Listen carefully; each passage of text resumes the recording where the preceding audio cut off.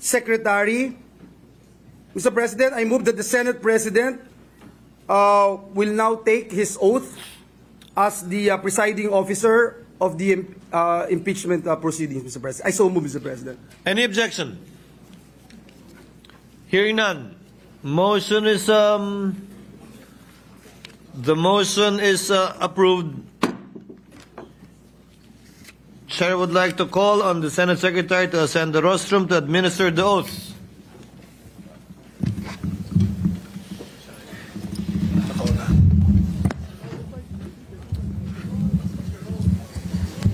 Sir, dito kayo, sir.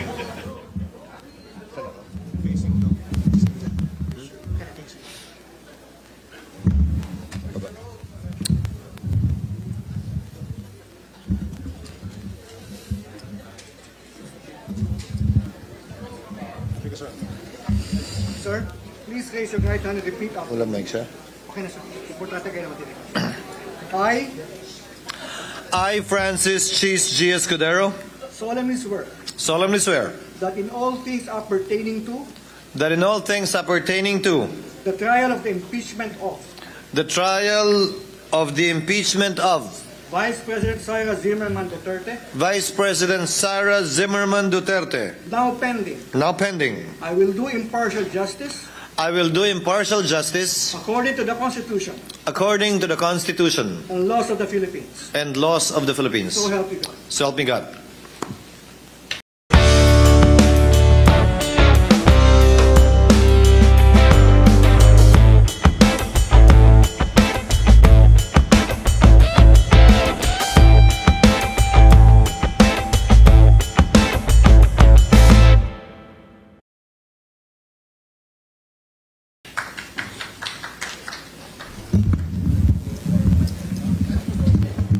Mr. President. Senator Villanueva. Thank you very much, Mr. President. Mr. President, may I respectfully move that the senator judges take their oath at 4 o'clock in the afternoon tomorrow, June 10, 2025. And again, reiterate, Mr. President, what this representation made mention a while ago, that after the oath-taking of the senator judges, the court will be constituted but not convened yet, Mr. President. Thank you, Mr. President. So Duly noted and entered into the records. Is there any objection to the motion? Hearing none. Motion is approved. If there are no other members who wish to state their piece on the matter, Chair now recognizes Senator Bato de la Rosa. You may proceed, sir. Thank you, Mr. President. Mr. President, esteemed colleagues, ladies and gentlemen, imagine a house, Mr. President, an unfinished one that is still being built. Where do we begin? Of course, with solid foundations, a level ground, as well as an honest blueprint. Hindi pwede ang mga shortcut. Hindi pwedeng madaliin kung babaliwalain ng mga architects at mga engineers ang mga basic requirements. Hindi magiging matibay ang itatayong bahay. Maari itong magdulot ng panganib, hindi lamang sa mga maninirahan dito, kundi maging sa ibang mga kabahayan sa paligid nito. If any of us happen to discover that the house we were living in was structurally unsound, we would likely scramble to have it retrofitted. We would probably file cases in anger against developers. I doubt any of us would simply shrug our shoulders, saying, andito na tayo hayaan na lang. Now, imagine a house of representatives that built and filed the impeachment complaints against Vice President Sara Zimmerman Duterte. Trabahong inupuan sa simula. At noong papalapit na ang deadline, biglang naging buzzer beater. Mabilisang pinasa sa atin at ngayon tayo naman ang pinipilit at minamadali. Pinapagalitan pa nga. That is your sworn duty. Tama na ang pamumulutika. This is undue delay. Sandali. Bakit kaya sa pagkakataon at pangyayaring ito, tila madali lang para sa atin ang sabihin, andito na tayo eh. Andyan na nga eh. Mr. President, the House of Representatives are of the belief that they have built a solid case against Vice President Sara Zimmerman Duterte, prompting them to file an impeachment case. But how sound are the foundations of this impeachment case filed against the Vice President? Kagaya po ng konstruksyon ng isang bahay, ang proseso ng impeachment ay kinakailangan na nakatungtong sa isang solidong pundasyon. Ibig sabihin, ang mga arkitekto na pasimuno nito ay may tungkulin na tiyakin na may tatayuan ang kanilang mga akusasyon. Ngunit, ang impeachment ay isang proseso na hindi nakasalalay lamang sa mga arkitekto o mga instigador nito. Sa totoo lang, pinakamadali ang naging gampanin ng HOR sa proseso ng impeachment. Yun ay ang pagbubuo ng mga akusasyon, Mr. President, kahit sino po ay maaring magparatang kung kanino man. Sa bahagi naman po natin, ang pinakamahirap, ang paghusga, ang paggawad ng isang hatol na makatarungan at katanggap-tanggap. Anuman ang nakatuntong sa mahinang pundasyon ay laging may panganib na gumuho. Kung ang isang impeachment case ay minadali at nakasandig sa paghihiganti at pamumulitika, ay may halintulad sa isang strukturang itinayo sa gilid ng bangin. Bagamat tungkulin o obligasyon natin sa Senado na mag-convene bilang impeachment court, responsibilidad din natin na maging mapanuri at critical sa impeachment complaint na ipinasa rito sa ating bulwagan. As I usher in my 6th year in the Senate, my 39th year in public service, Mr. President, I can say I have gotten better at spotting irony. What we refuse to let happen to our houses, we seem to have allowed our House of Representatives to do in broad daylight, right under our noses, and at the expense of our institution's esteemed reputation. With this, Mr. President, my dear colleagues, allow me to express my serious concerns surrounding the constitutionally unsound foundation of the articles of impeachment that the Senate is set to tackle.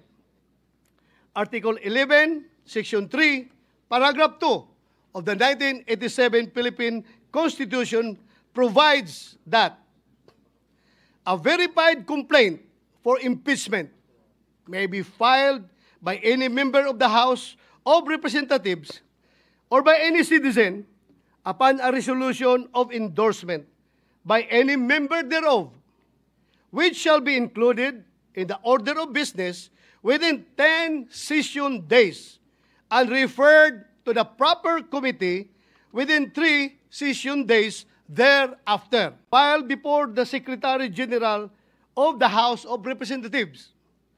The second and third impeachment complaints were filed on December 4, 2024 and December 19, 2024, respectively. These complaints were each endorsed by members of the House of Representatives.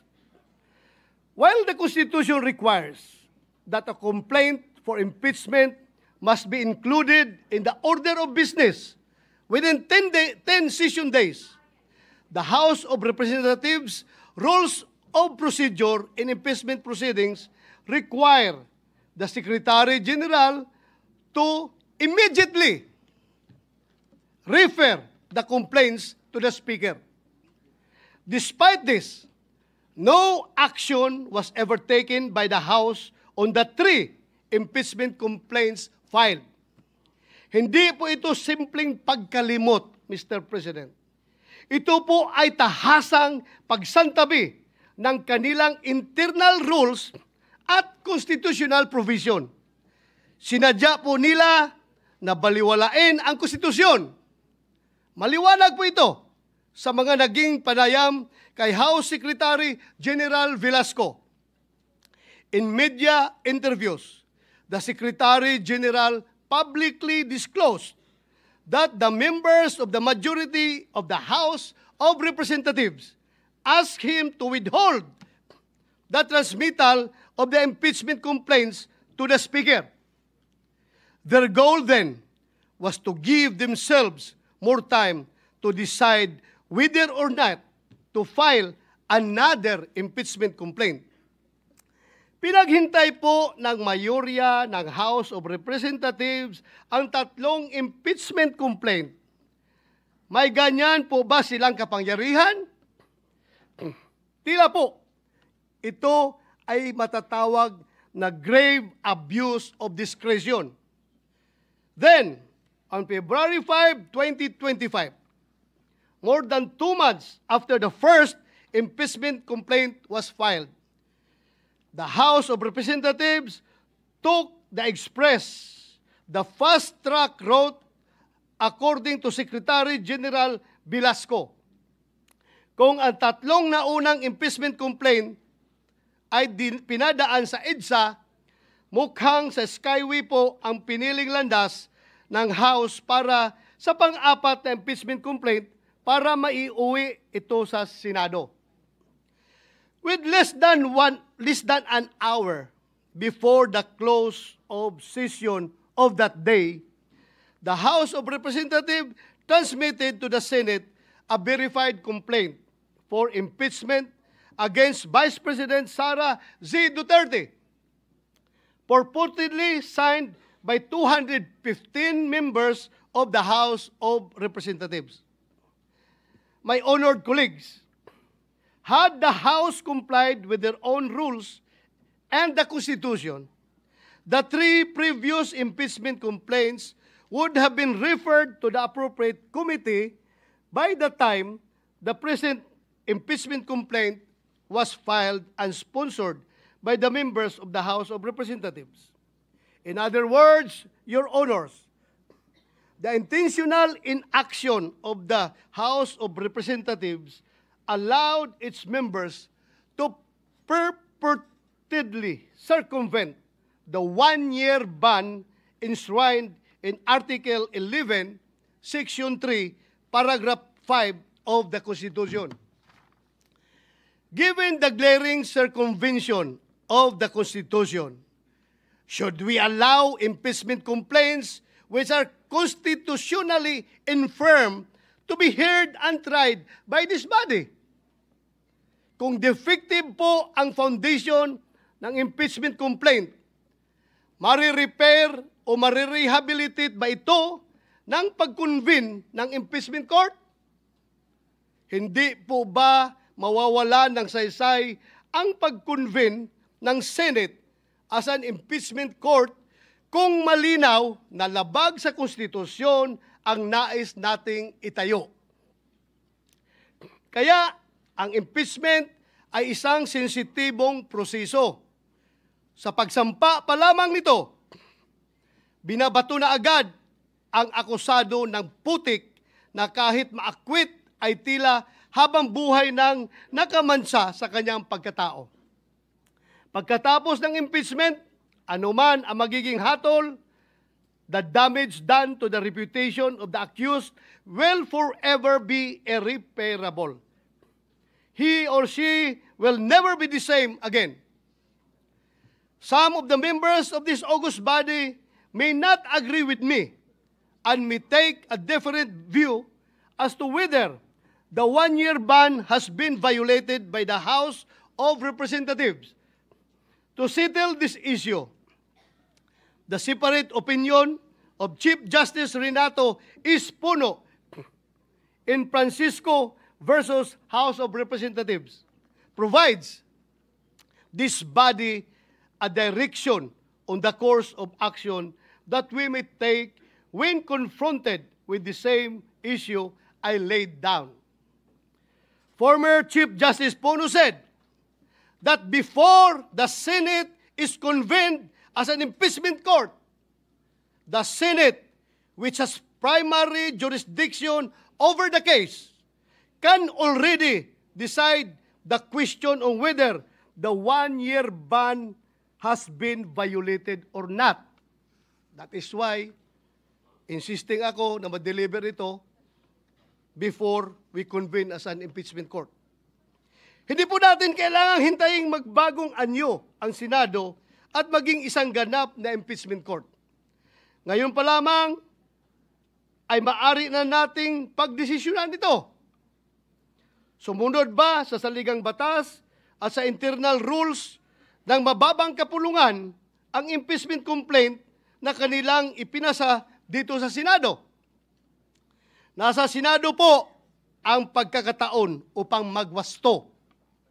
Kung minadali ng isuar ang impeachment complaint, bakit kailangan natin itong tumbasan ng kaparihong kawalang pagpapahalaga sa tamang proseso?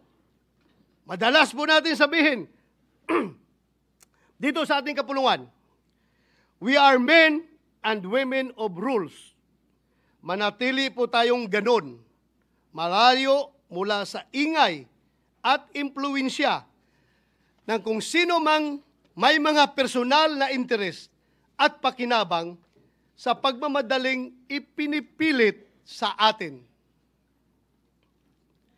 Mr. President, the inaction of the House of Representatives resulted not only in a possible violation of the Constitution, but in another justiciable controversy.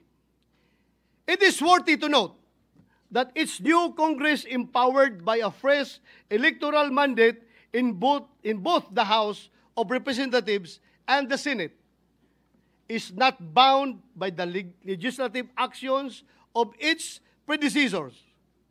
Hindi po natin maaring pilitin ang mga papalit sa atin sa future Congresses na ipagpatuloy ang anumang ating nasimulan. Sabi nga po ni President Chis Escudero kahapon, the Congress cannot pass an irrepealable law.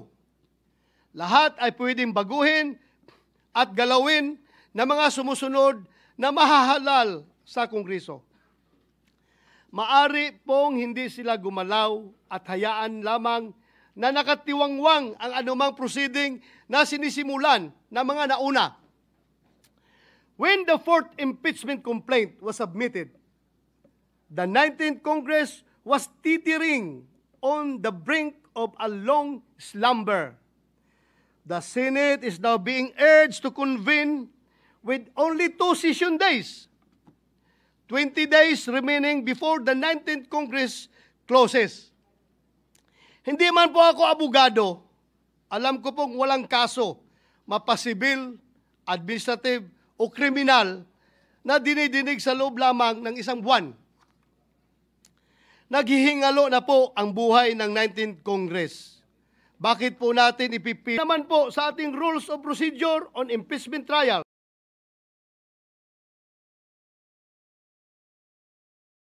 ang bigyan ng 10 araw para mag-submit ng kanyang answer. 5 araw naman ang ibinibigay sa mga prosecutor para mag-file ng kanilang reply. Kaya po, kahit mag-convene ng impeachment court, bukas, summon at pagtanggap lamang sa pleadings ang kayang magawa ng 19th Congress. Sigurado na po tayo na ang trial kasama ang pagrepresenta ng ebidensya ay magaganap sa 28th Congress, kung saan bago na po ang komposisyon ng Senado at mababang kapuluan. Because of the change in members, questions are being raised on the jurisdiction of the 20th Congress to carry on with an impeachment trial commenced in the previous Congress. Should the 19th Congress convene an impeachment court, what assurance exists that the 20th Congress would continue the trial? Without such assurance, any efforts by the 19th Congress would constitute a significant waste of government resources. Even the authority of the House of Representatives to continue prosecuting is being questioned since the said complaint was filed by a House of a different composition. In fact, some of those who signed the complaint failed to secure a seat in Congress in the recently concluded elections. Mukhang kailangan po natin ng positive act from the 20th Congress House of Representatives na kanilang itutuloy ang impeachment complaint na ginawa ng 19th Congress House of Representatives. Mr. President, the constitutionally given power and mandate of the Senate to try and decide all cases of impeachment is an immense responsibility that must be exercised in good faith, with sincere intention to fulfill a solemn oath, not with haste, but with careful circumspection, mindful of both the political and legal nature of the exercise. Ang impeachment ay isang proseso na hindi lamang mag-aalis sa pwesto ng isang mataas na opisyal ng pamahalaan. Ito ay isang armas laban sa sinuman na hindi umaayon sa kagustuhan at mga interes ng mga kaaway sa politika. Ito ay apoy na hindi lamang nakapapasok, kundi may kakayahan na tupukin at sunugin hindi lamang ang isang bahay, kundi isang buong komunidad. Mapanganib ang impeachment sa kamay ng mga mapagsamantala. Inilalagay ang impeachment para protektahan ang taong bayan, hindi isakdal at hiyain ang kumakatawan sa kanila. In the 2012 case of Chief Justice Renato C. Corona versus Senate of the Philippines, the Supreme Court declared impeachment, described as the most formidable weapon in the arsenal of democracy, was foreseen as creating divisions, partialities, and enmities, or highlighting pre-existing factions, with the greatest danger that the decision will be regulated more by the comparative strength of parties than by the real demonstrations of innocence or guilt. The House of Representatives, in transmitting the articles of impeachment to the Senate at the last hour and after refusing to act for over 2 months on 3 previously filed complaints pending with the House Secretary General, has instead placed the Senate in a tight and impaired position where any decision, action, or inaction on its part will be put into question. An acquittal, conviction, or even the propriety of proceeding with trial will be hounded not only by legal or constitutional questions, but by accusations of extreme bias, partiality, and lack of sufficient deliberation. Lagi kong sinasabi, Mr. President, hindi ako abogado. Nevertheless, this cannot disqualify me from speaking against possible constitutional blunders. Hindi kailangan maging engineer para masabi ng isang tao na unlivable at hindi ligtas ang isang bahay o building. Alam nyo, alam natin, kung kailan matibay at pulido ang pagkakagawa katulad ng isang bahay na bato. Alam din natin kung kailan hindi. When the floor starts to crack, when the walls begin to shift, and when leaks appear where there should be none, there and then, Mr. President, there and then, forthwith, we say, this was not built well. Gayon din sana sa impeachment case na ito. The cracks and holes have begun to show. Alam nating may mga tanong na hindi pa nasasagot, lalo na patungkol sa constitutional soundness ng nasabing impeachment complaint. It is my humble opinion then, Mr. President, that with this knowledge must come swift and intelligent action. Kung gaano natin kabilis i-condemn at ipagiba ang mga strukturang hindi ginawa ng maayos, ganoon din dapat tayo kabilis umaksyon kung ang nalalagay sa alanganin ay ang ating konstitusyon.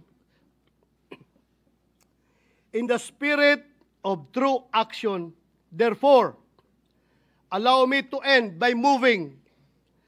I respectfully move that in view of its constitutional infirmities and questions on the jurisdiction and authority of the 20th Congress, the verified impeachment complaint against Vice President Sara Zimmerman Duterte be dismissed.